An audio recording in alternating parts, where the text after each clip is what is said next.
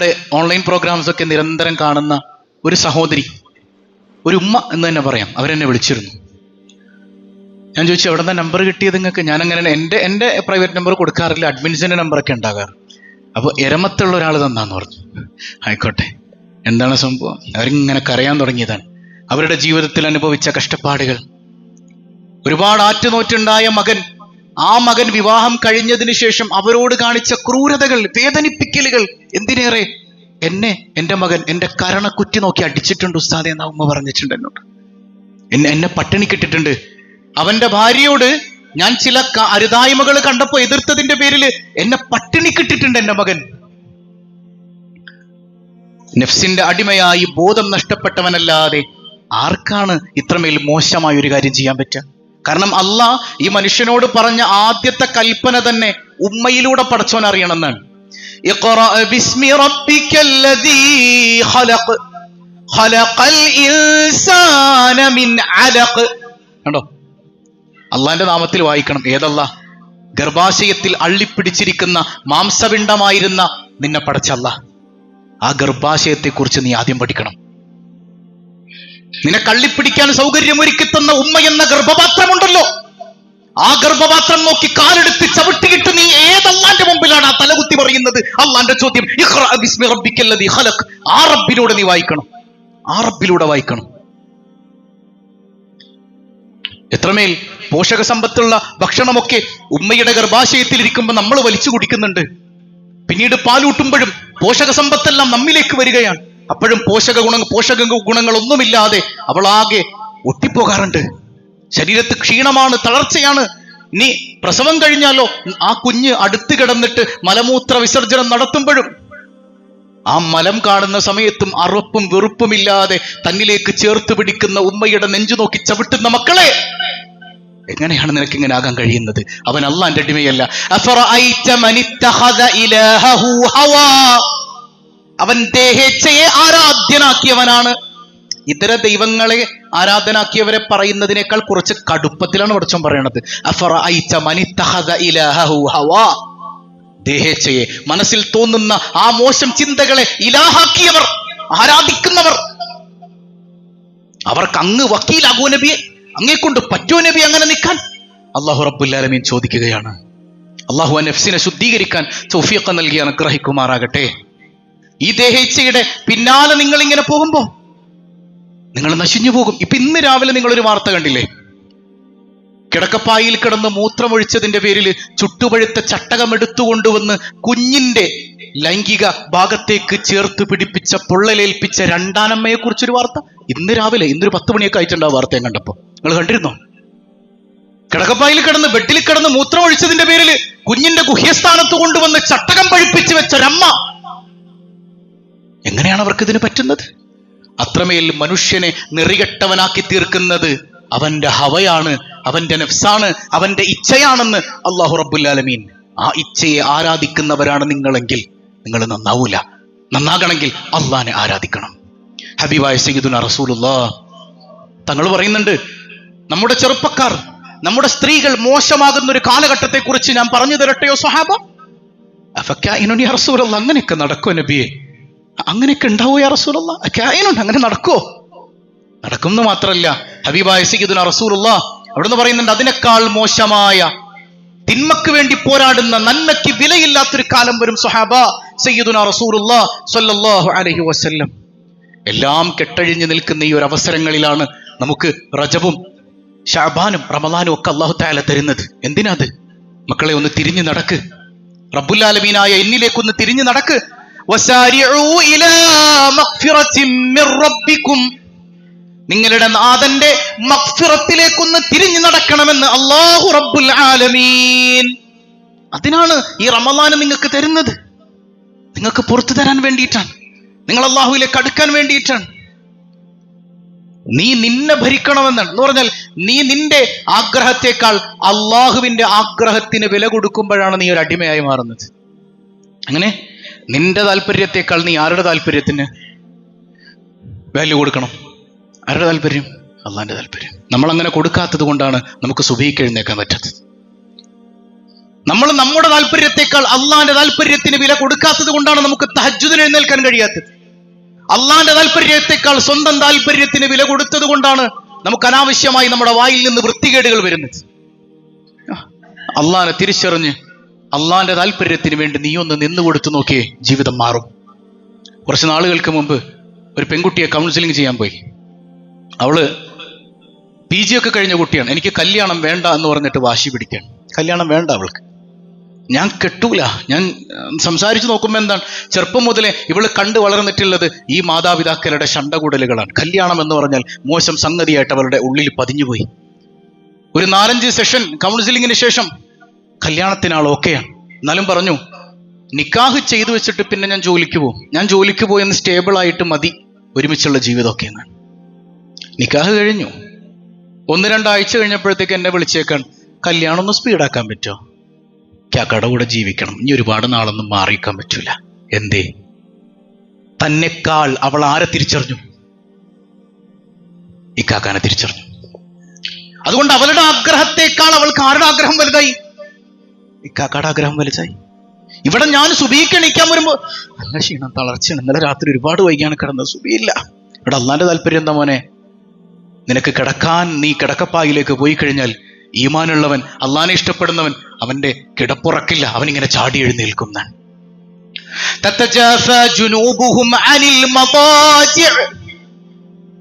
അവന് കിടന്നിട്ട് ഉറക്കം വരണില്ല. സുബഹിക്ക് എണീക്കാൻ വേണ്ടിയിട്ട്, തഹജ്ജുദിന് എഴുന്നേക്കാൻ വേണ്ടിയിട്ട് കിടന്നിട്ട് ഉറക്കം വരണില്ല. അള്ളാന്റെ മുമ്പിൽ നിൽക്കാൻ കൊതിയാണ്. കാരണം എന്നെക്കാൾ എനിക്ക് വലുത് എന്റെ നാഥനാണ്. ഞാൻ പിന്നെ എങ്ങനെ കിടന്നുറങ്ങും?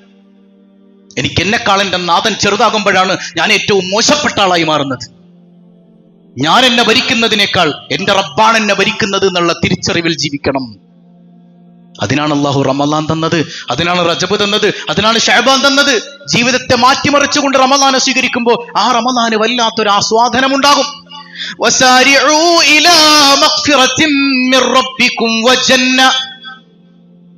നിങ്ങൾ അള്ളാഹുവിന്റെ മഗ്ഫിറത്തിലേക്ക് ഓടി വരണം, സ്വർഗത്തിലേക്കും വരണം. തെറ്റ് ചെയ്യാത്ത മനുഷ്യന്മാരുണ്ടോ? ഉണ്ടോ തെറ്റ് ചെയ്യാത്ത മനുഷ്യന്മാർ? ഇല്ല. അമ്പിയാക്കളെ മാറ്റി നിർത്തും. അമ്പിയാക്കൾ മഅസൂമുകളാണ്, അവർ തെറ്റിൽ നിന്ന് സുരക്ഷിതരാണ്. അല്ലാത്ത ആളുകളൊക്കെ തെറ്റ് ചെയ്യും. ഹബീബായ സയ്യിദുനാ റസൂലുള്ളാഹി സ്വല്ലല്ലാഹു അലൈഹി വസല്ലം തങ്ങൾ പറയുന്നുണ്ട്, നിങ്ങൾ ആരും തെറ്റ് ചെയ്യണില്ല, നിങ്ങൾ ആരും ഒരു തെറ്റും ചെയ്യണില്ല, നിങ്ങൾ ഇസ്തിഗ്ഫാറും ചെയ്യണില്ലെങ്കിൽ അള്ളാഹ് എന്ത് ചെയ്യും? ലദഹബല്ലാഹു ബിക്കും, നിങ്ങളെ അള്ളാഹ് മാറ്റിക്കളഞ്ഞിട്ട് വലജാഅ ബിഖൗമിൻ യുദ്നിബൂന വയസ്തഗ്ഫിറൂന ഫയഗ്ഫിർ ലഹും, നിങ്ങളെ മൊത്തം മാറ്റിക്കളഞ്ഞിട്ട് അള്ളാഹ് വേറൊരു സമൂഹത്തെ കൊണ്ടുവരും, തെറ്റ് ചെയ്യുന്നവർ, എന്നിട്ട് അള്ളാഹിനോട് ഇസ്തിഗ്ഫാർ ചെയ്യുന്നവർ, എന്നിട്ട് അള്ളാഹ് പുറത്തുവരും. അപ്പൊ അള്ളാഹ്ക്ക് ഇഷ്ടം രസകരമായ ഒരു ഹദീസാണ്. അതിനർത്ഥം ഞാൻ ഇങ്ങനെ തെറ്റ് ചെയ്യണം അള്ളാഹ്ക്ക് ഇഷ്ടം, അങ്ങനല്ല. നിങ്ങൾ അള്ളാഹുവിലേക്ക് അടുക്കുന്നത് ആ ഇസ്തിഗ്ഫാറിലൂടെയാണ്. അതായത് ചില യുക്തിവാദികളൊക്കെ ഇങ്ങനെ ചോദിക്കും, ഈ തെറ്റ് ചെയ്യുന്ന മനുഷ്യന്മാരൊക്കെ ഇവിടെ ഉണ്ടല്ലോ, ദൈവത്തിന് തെറ്റ് ചെയ്യാത്ത ആളുകളായിട്ടങ്ങ് പഠിച്ചാൽ പോരായിരുന്നു എന്നാണ്. ഇങ്ങനെ പഠിച്ചാൽ മതിയായിരുന്നോ? ഞാൻ ചോദിക്കട്ടെ, നിങ്ങൾക്ക് മക്കളില്ലേ, കുഞ്ഞുങ്ങളൊക്കെ ഇല്ലേ, വീട്ടുകാരില്ലേ? ഈ കുട്ടികളൊക്കെ ഒരു തെറ്റും ചെയ്യണില്ല, നിങ്ങൾ പറഞ്ഞതൊക്കെ അപ്പാടനുസരിച്ചിട്ട് ഒരു വികൃതി പോലും കാണിക്കാതെ ജീവിക്കുന്ന കുട്ടിയാണെങ്കിൽ ആ രക്ഷിതാവിന് വല്ല സുഖം അനുഭവിക്കാൻ പറ്റുമോ? മക്കൾക്ക് ഒരു റോബോട്ടാണ്, പറയണേക്ക് അനുസരിച്ച് അങ്ങനെ നടന്നോളൂ. രക്ഷിതാവിന്റെ സുഖം ആസ്വദിക്കാൻ പറ്റണമെങ്കിൽ വികൃതിയൊക്കെ കാണിക്കണം. സോറി വാപ്പി, ഇതൊക്കെ ഒന്ന് കേൾക്കണം, അസ്തഗ്ഫിറുല്ലാഹ് ഒന്ന് പുറത്താ പഠിച്ചാണ്.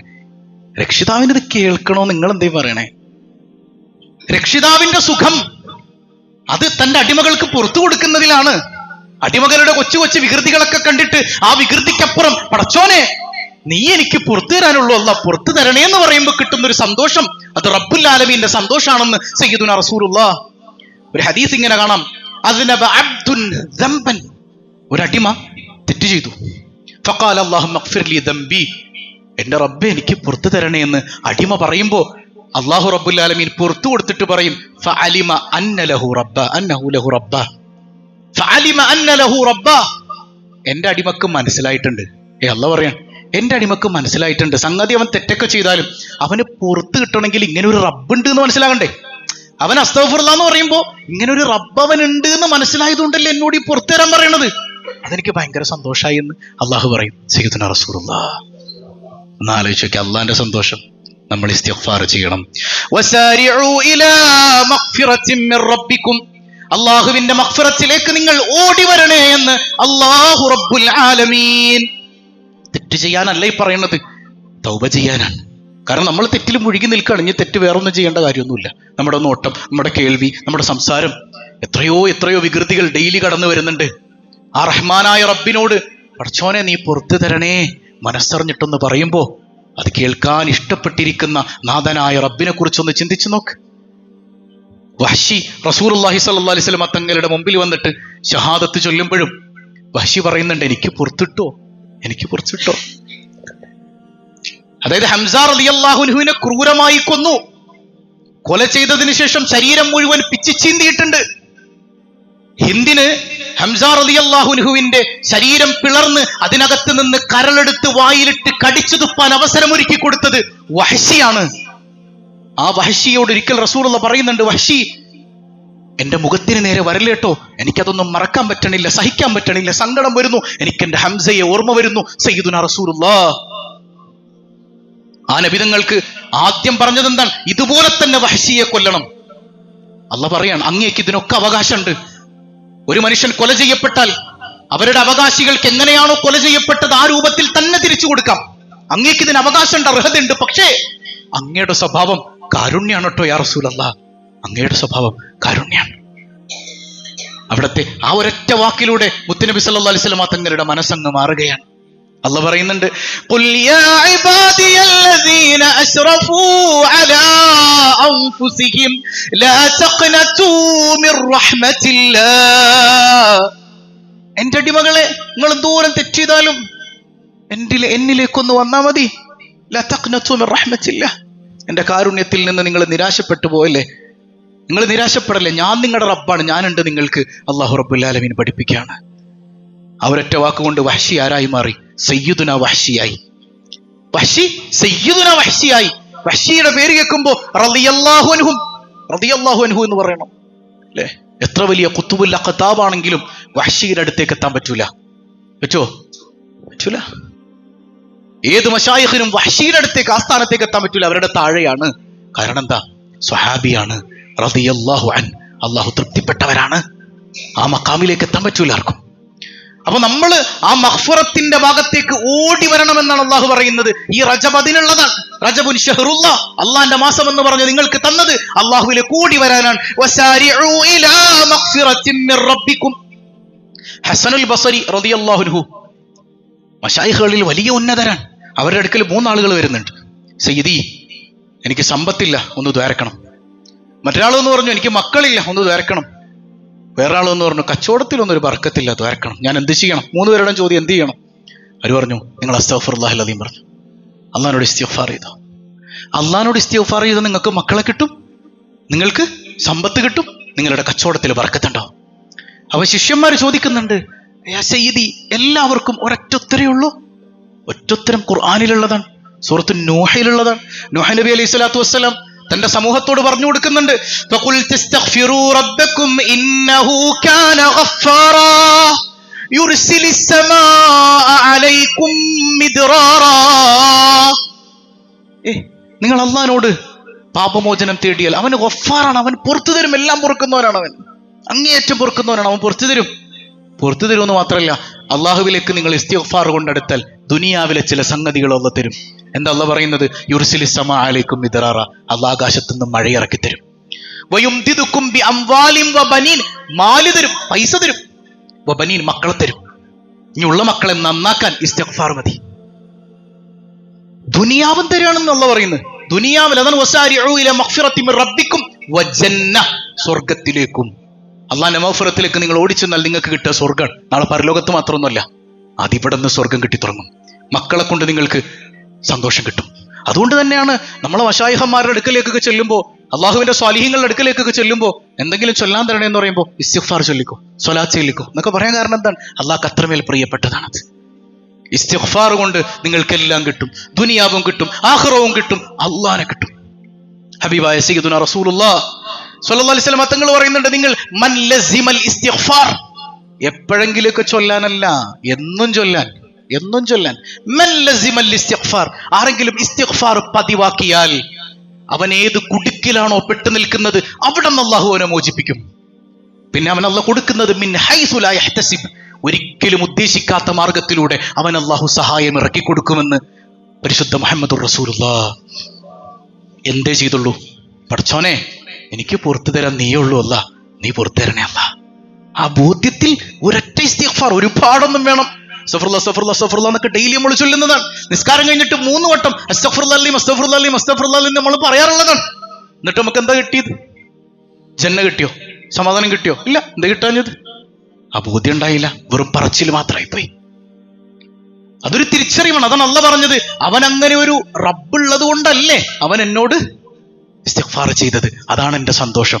അള്ളാഹ് പറഞ്ഞതായി പരിശുദ്ധ റസൂലുള്ളാഹ്. അപ്പൊ എൻ്റെ ഒരു റബ്ബ് എനിക്ക് തിരിച്ചു മടങ്ങാൻ, എന്റെ പാപങ്ങൾ പുറത്തു തരാൻ എനിക്കങ്ങനെ ഒരു റബ്ബുണ്ട് എന്നുള്ള തിരിച്ചറിവിൽ അള്ളാഹുവിലേക്ക് തിരിഞ്ഞുകൊണ്ട് ഒരൊറ്റ ഇസ്തിഗ്ഫാർ മതി. ധാരാളം ചൊല്ലണം. ഞാൻ പറഞ്ഞത് ഒരൊറ്റ ഇസ്തിഗ്ഫാർ ആ ബോധ്യത്തിലുണ്ടെങ്കിൽ തന്നെ അള്ളാഹു നിങ്ങൾക്കെല്ലാം തരും. വജന്ന,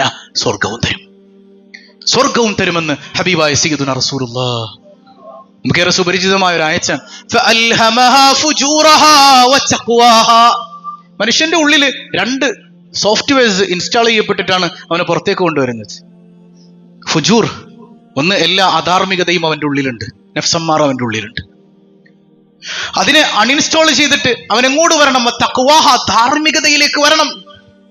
അങ്ങനെ ധാർമ്മികതയിലേക്ക് വന്നാൽ അവനാണ് ഇസ്തിഗ്ഫാർ ഉപകരിക്കുക. ആ ഇസ്തിഗ്ഫാർ എന്ന് പറഞ്ഞ വെറും പറച്ചിൽ മാത്രമല്ല, ഒരു പരിശ്രമം കൂടെയാണ്, അള്ളാഹുവിലേക്കുള്ള ഒരു ഓട്ടമാണ്. അതാണ് വസാരിഉ ഇലാ മഗ്ഫിറത്തിക്കും. നിങ്ങളിരുന്ന് ചൊല്ലിക്കോന്നല്ല പറഞ്ഞത്, വസാരിഉ, നിങ്ങൾ ഓടി വരണം. നടക്കണ പോലെയല്ല, ഓടാൻ ഇച്ചിരി പണിയാണ് ഇല്ലേ? നന്നായി നമ്മൾ കുലിക്ക് അങ്ങോട്ട് ഓടണം. ഇച്ചിരി കഷ്ടപ്പെട്ട് പണിയെടുത്ത് മഗ്ഫിറത്തിക്കും, നിങ്ങളുടെ നാഥന്റെ മഗ്ഫിറത്തിലേക്ക് നിങ്ങൾ ഓടി വരണം. വജന്ന, സ്വർഗത്തിലേക്കും. ആ മഗ്ഫിറത്തിലേക്ക് നിങ്ങൾ ഓടിച്ചെന്നാൽ നിങ്ങൾക്ക് സ്വർഗം കിട്ടും. അവരുടെ ചില സ്വഭാവങ്ങളൊക്കെ അള്ളാഹ് പറയുന്നുണ്ട്. ഈ മഗ്ഫിറത്ത് കിട്ടുന്നവരുടെ സ്വഭാവം, ഈ റജബും ശഅബാനും റമളാനും ഒക്കെ കിട്ടുന്നവരുടെ സ്വഭാവം, അല്ലദീന യുൻഫിഖൂന ഫിസ്സറാഇ വല്ലറാ, ഉള്ളപ്പോഴും ഇല്ലാത്തപ്പോഴും ഒരുപോലെ കൊടുക്കുന്നവരാണവർ. ഉള്ളപ്പോൾ മാത്രമൊന്നുമല്ല, ഇല്ലാത്തപ്പോഴും കൊടുക്കും. അവരുടെ ബോധ്യം എന്താണ്? വമിമ്മാ റസഖ്ന, നമ്മളാണ് പൈസ കൊടുത്തത്. ഞാൻ നിങ്ങളുടെ കയ്യിൽ ഒരു പൈസ തന്നിട്ടുണ്ടെങ്കിൽ, എന്തെങ്കിലും ക്യാഷ് തന്നിട്ടുണ്ടെങ്കിൽ, സൂക്ഷിച്ചു വെക്കാൻ പറഞ്ഞിട്ടുണ്ടെങ്കിൽ അതെന്റേതല്ലാതാകുന്നില്ല, നിങ്ങളുടെ സ്വന്തവുമാകുന്നില്ല. അപ്പൊ എന്റെ ഇഷ്ടത്തിന് വേണം അത് ചിലവാക്കാനായിട്ട്.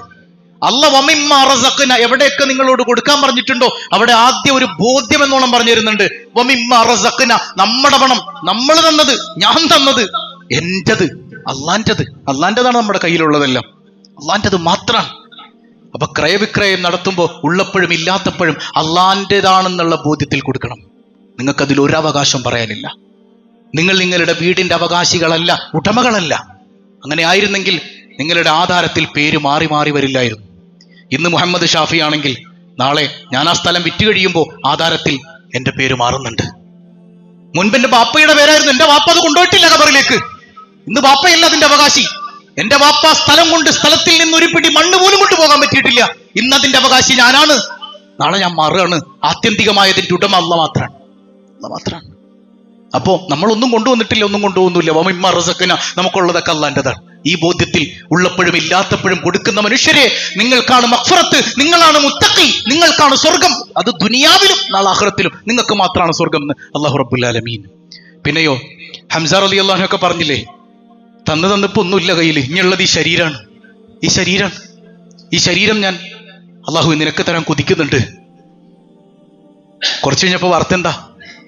ഹംസയുടെ മാറ് പിളർന്ന്, ശരീരം പിളർന്ന്, ഹിന്ദ് എന്ന പെണ്ണ് ഹംസ റളിയല്ലാഹു അൻഹുവിന്റെ ശരീരത്തിൽ നിന്ന് കരളെടുത്ത് കടിച്ചു തുപ്പുന്നു എന്നാണ് കേട്ടത്. എന്തേ ഹംസ കൊതിച്ചത്? ഈ ശരീരം അള്ളാഹ്ക്ക് കൊടുക്കാൻ കൊതിച്ചു. അള്ളാഹ് പറയാൻ മിനൽ മുഅ്മിനീന റിജാലുൻ, ഹംസ റളിയല്ലാഹു അൻഹുവിനെ ഉദ്ദേശിച്ചിറങ്ങുന്ന ആയത്താണത്. മിനൽ മുഅ്മിനീന റിജാലുൻ, മുഅ്മിനീങ്ങളിൽ ചില ആൺകുട്ടികളുണ്ട് കേട്ടോ. ആൺകുട്ടികൾ, അവർ അള്ളാഹ്ക്ക് എല്ലാം കൊടുക്കുന്നവരാണ്. സയ്യിദുനാ അബൂബക്കർ സിദ്ദീഖ് എല്ലാം കൊടുത്തിട്ട് ഒരു ദിവസം ജമാഅത്തിന് പോകാൻ പറ്റണില്ല. എന്തേ പറ്റാത്തത്? അതെ, ഉടുക്കാനൊന്നുമില്ല. ഒരു വസ്ത്രമില്ലാത്ത മനുഷ്യൻ വന്നപ്പോൾ എന്റെ ഡ്രസ്സ് അയച്ചിട്ടാണ് അയാൾക്ക് കൊടുത്തത്. എനിക്ക് പള്ളിയിലേക്ക് വരാൻ വസ്ത്രമില്ല. സയ്യിദുനാ അബൂബക്കർ സിദ്ദീഖ് അവര് കൊടുത്തതുപോലെ നമുക്ക് കൊടുക്കാൻ പറ്റൂല. ഒറ്റ കാര്യം തിരിച്ചറിയെങ്കിലും വേണം, നമ്മുടേതായി സ്വന്തമായിട്ടൊന്നുമില്ല. ഇതൊക്കെ അള്ളാന്റേതാണ്. ആ ബോധ്യത്തിൽ ജീവിക്കാനെങ്കിലും നമുക്ക് കഴിയണം. പറ്റുന്നത് പോലൊക്കെ കൊടുക്കാൻ നമുക്ക് കഴിയണം. അള്ളാഹു അതിന് തൗഫീഖ് നൽകട്ടെ. മറ്റൊന്ന് വൽ കാളിമീനൽ ഗൈള്, ഇവരുടെ സ്വഭാവം പറയാണ്. ഇവര് പൊട്ടിത്തെറിക്കുന്നവരല്ല, ദേഷ്യം ഒന്നങ്ങ് ബഹളം ഉണ്ടാക്കുന്ന ആളുകളൊന്നുമല്ല. അകാരണമായിട്ട് ദേഷ്യമൊന്നും വരൂല ഇവർക്ക്. ഇവരെ ദേഷ്യം പിടിപ്പിച്ചാലും അതേ രൂപത്തിൽ തിരിച്ചടിക്കുന്നവരല്ല അവര്. ഇതാ മുത്തക്കികളുടെ ഗുണാണെന്നാണ്. ഇന്ന് വർഗീയ കോമരങ്ങൾ നമുക്കെതിരെ എന്തെല്ലാം വാർത്തകൾ പടച്ചുവിടുന്നു, എന്തെല്ലാം മോശമായ ദുരാരോപണങ്ങൾ നമുക്കെതിരെ എഴുതുവിടുന്നുണ്ട്. അതേ രൂപത്തിൽ തിരിച്ചടിക്കാൻ ഇസ്ലാം പറയുന്നില്ലല്ലോ. അവർ അള്ളാഹുവിനെ അധിക്ഷേപിക്കുമ്പോ നീ തിരിച്ചവരുടെ ദൈവങ്ങളെ അധിക്ഷേപിക്കുകയല്ല വേണ്ടത്. അങ്ങനെ ചെയ്യരുത് എന്നാണ് പഠിപ്പിക്കുന്നത് അള്ളാഹു റബ്ബുൽ ആലമീൻ. ഈ മലപ്പുറം ജില്ലയുടെ വിഭജനവുമായി ബന്ധപ്പെട്ട് വീണ്ടും ചർച്ച വരുമ്പോ ചില വിഷജീവികൾ വീണ്ടും വീണ്ടും തലമുക്കുകയാണ്. എന്തിനാണ് മലപ്പുറത്തിന് അങ്ങനെ ഒരു വിഭജനം? മലപ്പുറത്ത് മുഴുവൻ മുസ്ലിങ്ങളായതുകൊണ്ടാണോ? അതില് ചില വിഷജന്തുക്കൾ സ്കൂളിലെ അധ്യാപികമാരുകൂടെയാണെന്ന് ചിന്തിക്കുമ്പോഴാണ് ഇവരൊക്കെ എന്ത് ധാർമ്മികതയാണ് കുഞ്ഞുങ്ങളിലേക്ക് പകർന്നു കൊടുക്കുന്നത് എന്ന് മനസ്സിലാകുന്നില്ല. മലപ്പുറം ജില്ല പോലെ ഇത്ര മനോഹരമായി മതേതരത്വം നിറഞ്ഞു നിൽക്കുന്ന ഏത് ജില്ലകളാണ് നമുക്കുള്ളത്? ഏത് ജില്ലയാണ് നമുക്ക് അതുപോലെ വരച്ചു കാണിക്കാൻ പറ്റുന്നത്? അത്രമേൽ മനോഹരമായ ഇന്ത്യ രാജ്യത്തിന്റെ സ്വാതന്ത്ര്യ സമര മേഖലകളിൽ ആ കാലഘട്ടങ്ങളിൽ മാപ്പിള ലഹളകൾ പൊട്ടിപ്പുറപ്പെട്ടപ്പോഴും ഇത് അള്ളാന്റെ മാർഗത്തിലുള്ള ജിഹാദാണെന്ന് മനസ്സിലാക്കിയിട്ട് വീട്ടിലിരിക്കാതെ ഈ രാജ്യത്തിന് വേണ്ടി പടപുരുതിയ വീരയോദ്ധാക്കളുടെ മണ്ണാണ് മലപ്പുറം. ബാക്കിയുള്ളിടത്ത് ഇല്ലാന്നല്ല, പക്ഷെ മലപ്പുറത്തിന് ആ വിഷയത്തിൽ ഒരു പ്രത്യേകത തന്നെ പറയാനുണ്ട്. അങ്ങനെയുള്ള മലപ്പുറത്ത് മുസ്ലിംകൾ കൂടുതലായി പോയതാണ് പല ആളുകളുടെയും വിഷയം. വേണ്ട, ഇന്ത്യ മഹാരാജ്യത്ത് ഏറ്റവും കൂടുതൽ ജില്ലകളുള്ള സംസ്ഥാനങ്ങളിൽപ്പെട്ടതാണ്. അതിൽ ഒന്നാമത് നിൽക്കുന്നതാണ് ഉത്തർപ്രദേശ് എന്ന് പറയുന്നത്. എത്രയോ ജില്ലകളെ വിഭജിച്ചിട്ടുണ്ട്. അതെന്തിനു വേണ്ടിയിട്ടാണ്? ഗവൺമെന്റിന്റെ ഭാഗത്ത് നിന്നുണ്ടാകുന്ന പല കാര്യങ്ങളും ജനങ്ങളിലേക്ക് എളുപ്പത്തിലെത്താൻ വേണ്ടിയിട്ടാണ് അങ്ങനെ ഒരു വിഭജനം. എന്തേ അവിടെ അങ്ങനെ ഒരു ചോദ്യം വന്നില്ല? ഗുജറാത്തിലെ പല ഡിസ്ട്രിക്റ്റുകളും വിഭജിച്ചിട്ടില്ലേ? അവിടെ അങ്ങനെ ഒരു ചോദ്യം വന്നില്ല. പലപ്പോഴും മാറി മാറി ഗവൺമെന്റുകൾ വരുമ്പോഴും മലപ്പുറത്തിന് കിട്ടേണ്ടത് പലപ്പോഴും കിട്ടാതെ പോകുന്നുണ്ട്. അതുപോലെ പരിഗണിക്കപ്പെടാതെ പോകുന്ന ഒരു ജില്ല കൂടെയാണ് കാസർഗോഡ് എന്ന് പറഞ്ഞാൽ. അത് ഏത് ഗവൺമെന്റ് മാറി മാറി വന്നാലും പലപ്പോഴും കിട്ടേണ്ടത് പല ജില്ലകൾക്കും കിട്ടുന്നില്ല. നമ്മൾ നോക്കി കഴിഞ്ഞാൽ നമുക്കും ഉണ്ടാവും. ഞാൻ പറയുന്നത് ഇപ്പൊ മലപ്പുറത്ത് പലപ്പോഴും +1 സീറ്റ് ഇല്ലാതെ പോകുന്നുണ്ട്. എത്രയോ കുട്ടികൾ ഫുൾ A+ മേടിച്ചിട്ട് +1 സീറ്റ് കിട്ടാതെ പൊട്ടിക്കറഞ്ഞു നിൽക്കുന്ന എത്രയോ ചിത്രങ്ങൾ സോഷ്യൽ മീഡിയയിലൂടെ നമ്മൾ കണ്ടവരല്ലേ. മലപ്പുറത്തെ കുട്ടിക്ക് A+ കിട്ടി എന്ന് പറയുമ്പോൾ വലിയ വിലയൊന്നുമില്ല. വേറെ ജില്ലക്കാർക്ക് കിട്ടുമ്പോൾ ഭയങ്കര വിലയാണ്. എന്തേ?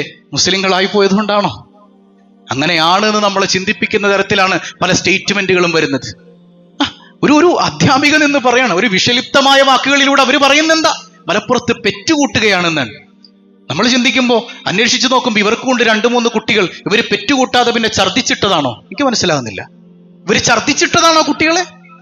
സ്ത്രീത്വത്തെ അപമാനിച്ചതിന്റെ പേരിൽ എന്തുകൊണ്ട് ഇത്തരം വിഷലിപ്തമായി എഴുതുന്നവരെ ഗവൺമെന്റുകൾക്ക് അറസ്റ്റ് ചെയ്യാൻ പറ്റുന്നില്ല?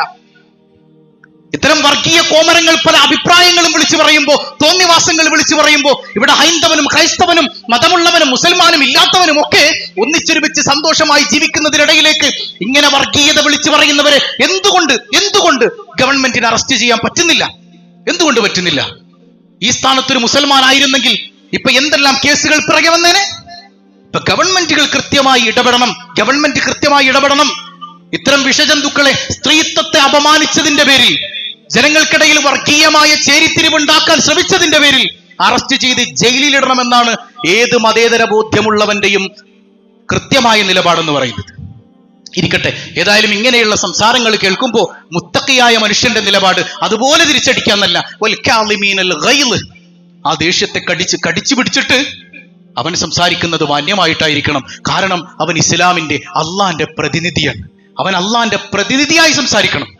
ആ പ്രതിനിധിയുടെ വായിൽ നിന്ന് അറപ്പുളവാക്കുന്ന വാക്കുകൾ വരാൻ പാടില്ല. പിന്നെയോ അള്ളാഹ് പറയുന്നത് വൽ ആഫീന അനിൻ നാസ്, ജനങ്ങൾക്ക് പുറത്തു കൊടുക്കുന്നവനാണ്. അവന്റെ വാപ്പാൻ അങ്ങനെ അല്ലേ? അവൻ പണ്ടെന്നോട് ഇങ്ങനെ ഇട്ടുകൊടുക്ക്. വൽ ആഫീന അനിൻ നാസ്. അങ്ങനെയാണെങ്കിൽ അള്ളാഹിനോട് നമ്മൾ എന്തൊക്കെ ചെയ്തിട്ടുണ്ടോ? അത് നമുക്ക് വെറുതെ തരുന്നില്ലേ? ആ റബ്ബിന്റെ അടിമകളല്ലേ നമ്മൾ? തഖല്ലഖു ബി അഖ്ലാഖില്ല, നിങ്ങളിൽ പടച്ചോന്റെ സ്വഭാവം ഉണ്ടാകണം. എന്തത്? പുറത്തു കൊടുക്കലാണ്. പുറത്തു കൊടുക്കുക, റഹ്മത്ത് ചെയ്യുക. ഞാൻ പുറത്തു നിന്നിരിക്കുന്നു എന്ന് പറയലാണ്. ഈ സ്വഭാവങ്ങളൊക്കെ നിങ്ങൾക്കുണ്ടാക്കിയെടുക്കാനാണ് റമളാനിന് മുമ്പ് റജബും ശഅബാനൊക്കെ തന്നത്. ഇതാണ് റജബിലും ശഅബാനിലും അല്ലാഹുമ്മ ബാരിക് ലനാ ഫീ റജബ വ ശഅബാൻ, റജബിലും ശഅബാനിലും ബറക്കത്ത് ചെയ്യണേ പടച്ചോനെ എന്ന് ദ്വാരക്കണേന്റെ മൊത്തത്തിലുള്ള ആശയാണ് ഈ പറഞ്ഞു തന്നത്. ഈ സ്വഭാവങ്ങളൊക്കെ എനിക്ക് തന്നിട്ട് എന്റെ ജീവിതം ഒരു സ്വർഗ്ഗാക്കി മാറ്റണേ അല്ലാ. അപ്പോഴാണ് നമുക്ക് റമളാൻ സ്വീകരിക്കാൻ അവകാശം ഉണ്ടാവുള്ളൂ. വല്ലാഹു യുഹിബ്ബുൽ മുഹ്സിനീൻ. ഈ മുഹ്സിനീങ്ങളെ അള്ളാഹ്ക്ക് ഭയങ്കര ഇഷ്ടമാണ്.